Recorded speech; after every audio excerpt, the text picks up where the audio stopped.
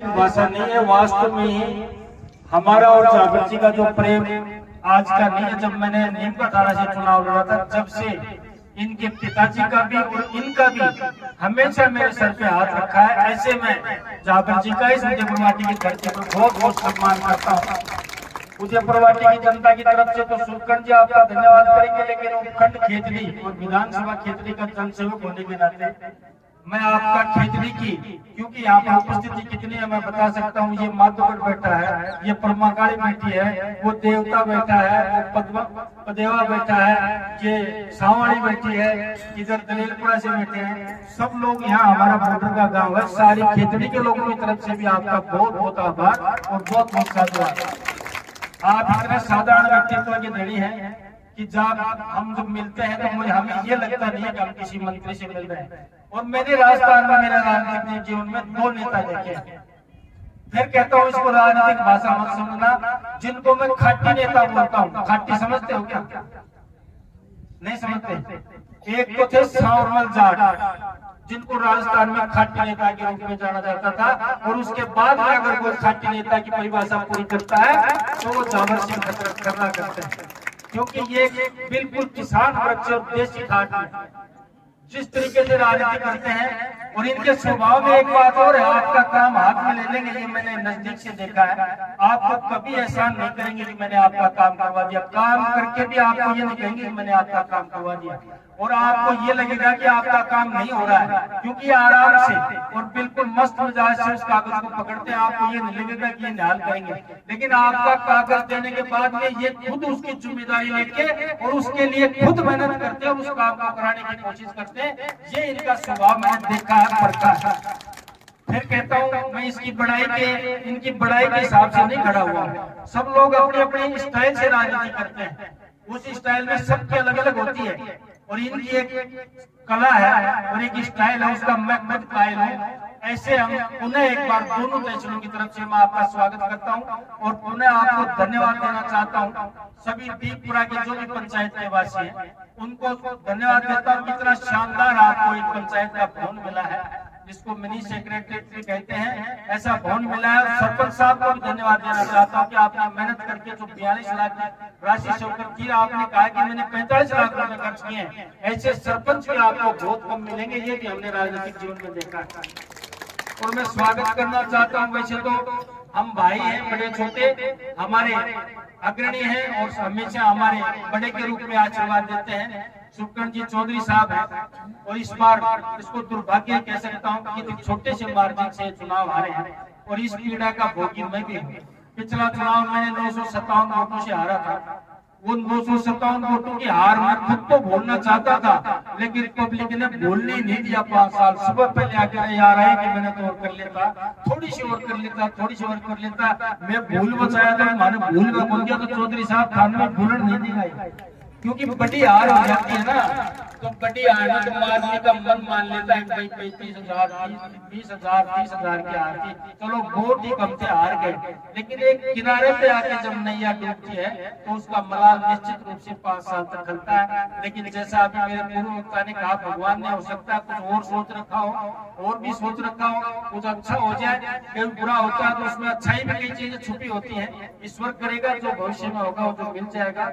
निश्चित रूप से आपने मान और सम्मान किया है। मैं एक बात और निवेदन करना चाहता हूँ, यहाँ पर उपस्थित सर्व समाज के लोग बैठे हो, सभी समाज के लोग बैठे हो। राजनीति में उस देश में किसी चीज की कमी नहीं है। हमारे देश में इतना तगड़ा नेतृत्व मिला हुआ है कि हम दुनिया में अपनी शक्ति को पहचानवा सके और दुनिया में हम 5वीं ताकत है। कभी हम बहुत जल्दी दुनिया की 3री ताकत बनने वाले हैं। लेकिन इस देश को अगर किसी चीज से खतरा है तो वो जातिवाद से खतरा है। जो नौजवान है वो समझ जाए, मैं जाट, मैं गुज्जर, मैं राजपूत, मैं माली, ये करके आप लोगों ने इस देश का बेड़ा गर्क कर दिया है। मैं कहना चाहता हूँ जातिवाद की कोई जगह नहीं है राजनीति में, और असली राजनीति जो करता है अगर वो जातिवाद की बात करता है, मैं समझता हूँ वो महासभा के लायक है, राजस्थान की विधानसभा और लोकसभा के लायक नहीं है। आप लोगों से आग्रह करना चाहता हूँ, हम लोगों को भगवान ने बनाया, ना धर्म संप्रदाय जाति हमने खुद बनाई है कर्म के हिसाब से, लेकिन इतना जहर भर दिया गया है कि जाट को राजपूत नहीं देगा, गुज्जर को माड़ी नहीं देगा, फलाना नहीं देगा। इस चीज की पीड़ा हम भुगतते हैं। हम राजनीति करने वाले लोग इतने छोटे स्तर पे नहीं जाते। आज ट्रांसफर खुल रहे हैं और मैं उदयपुर वाटी की धरती और दीपपुरा की इस पंचायत में कह के जा रहा हूँ, अगर मेरे पास 100 गुजरों के ट्रांसफर की बात आई है और एप्लीकेशन आई है तो 150 मालियों की एप्लीकेशन आई है। लेकिन हम लोगों ने घर में बैठकर, गांव में बैठकर, पंचायत के चुनाव में, विधानसभा के चुनाव में अशोक गहलोत और राजेश पायलट की लड़ाई करके और वो गांव और ढाणी में पहुंच गए। वो अशोक गहलोत लड़ता होगा और सचिन पायलट लड़ता होगा, दीपपुरा का और माधोगढ़ का गुजर और माए तो नहीं लड़ता ना। लेकिन हम लोगों ने किस स्थिति में पहुंचा दिया इस देश को और इस समाज को। इससे आप क्या पा सकते हो? कुछ नहीं पा सकते। हम अपने इस भविष्य को और अपने आने वाली पीढ़ियों को एक जातिवाद के जहर में घोलकर एक गंदे समाज का निर्माण कर रहे हैं, गंदे प्रदेश का निर्माण कर रहे हैं, कटु प्रदेश का निर्माण कर रहे हैं। जब भगवान ने हमें कहा है, हमें आम भाषा में क्या कहा जाता है? गुज्जर गाजर माड़ी मूड़ी कहा जाता है कि नहीं? कहते हो कि नहीं? जब गाजर और मूड़ी एक क्यारी में उग सके तो गुज्जर और माड़ी एक जगह क्यों बैठ सके? ये बताओ, गलत बात है क्या?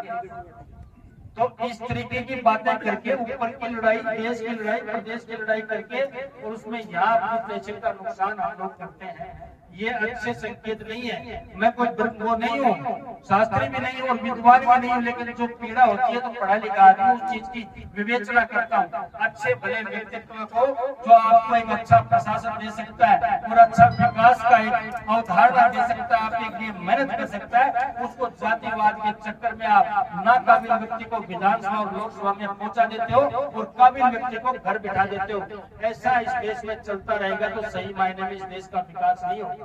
उन्हें एक बार कहना चाहता हूँ, ये देश सुरक्षित हाथों में है, ये देश मजबूत हाथों में है। अगर इसी तरीके से इस देश में विकास की गंगा चलती रही तो ये दुनिया का एक नंबर का देश बनेगा। इसको कोई रोक नहीं सकता, क्योंकि ये देश के प्रधानमंत्री नरेंद्र मोदी के हाथ में है, जिसने दिखा दिया कि दुनिया में भारत भी कोई देश है और वो ऐसा देश है जो आज तो विकसित है, लेकिन कुछ दिनों में विकासशील देश विकसित की श्रेणी में आएगा। ये हम लोग उस अचीवमेंट को प्राप्त करने के लिए इस देश में लगे हैं। और इस शेखावाटी के लिए इतनी बड़ी सौगात मैं कहना चाहता हूँ, इतनी बड़ी सौगात जो 30-35 साल से जिसके नाम पर वोट किया जाता था, इतनी बड़ी सौगात 70 दिन के बाद में, हमारे चुनाव के सीएम बनने के 70 दिन बाद में यमुना नहर का जो रास्ता खुला है, उसके लिए मैं धन्यवाद देना चाहता हूँ हमारे मुख्यमंत्री भजनलाल शर्मा को, हरियाणा के मुख्यमंत्री मनोहर लाल खट्टर को और जल शक्ति मंत्री गजेंद्र जी शेखावत को, और धन्यवाद देना चाहता हूँ देश के उस मातृ हिंद के लाडले प्रधानमंत्री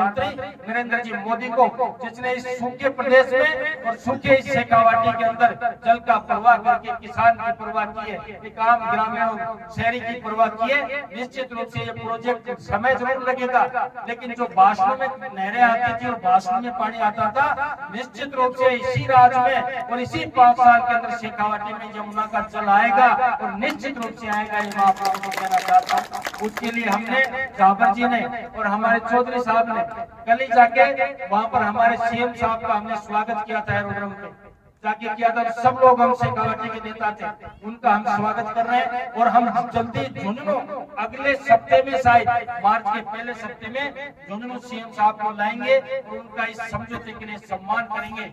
उन्हें एक बार इस जल के मामले में आपको बधाई देते हुए और बहुत बहुत धन्यवाद और शुभकामना देते हुए उन्हें मैं निवेदन करना चाहता हूं, जाबर जी हम आपको बुलाएं तो निश्चित रूप से आप लोग पधारे और हमारे बंटवारे में कोई गड़बड़ नहीं हो जाए, उसकी रक्षा आपको करनी है। क्योंकि जाट हो माधवाया ने गुजरात ने पीछे राख तो गया बात है, इसलिए हमारा गांव में भी जाना चाहिए। मैं भी किसान हूँ, इसलिए आग्रह करूंगा ने सब लोग इसके लिए सीएम साहब को धन्यवाद देना और हमारे प्रधानमंत्री को, जल मंत्री को धन्यवाद देना। निश्चित रूप से आग्रह करना चाहता हूँ, मुझे मान किया, सम्मान किया और